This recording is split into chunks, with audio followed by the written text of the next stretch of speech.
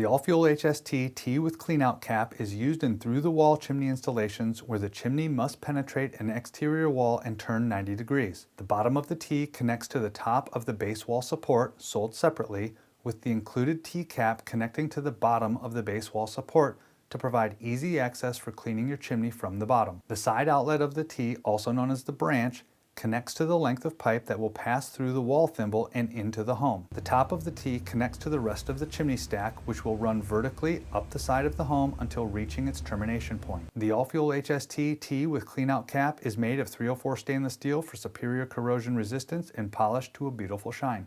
The AllFuel HST Class-A double wall insulated chimney system is designed for appliances that are listed for use with a 2100 degree high temperature chimney, including wood stoves, fireplaces, fireboxes, furnaces, boilers, water heaters, pizza ovens, and other appliances fueled by wood, gas, coal, or oil. This insulated chimney system requires a 2-inch clearance to combustibles and can be installed in through the wall, through the attic, multi-story, cathedral ceiling, and roof-supported installations.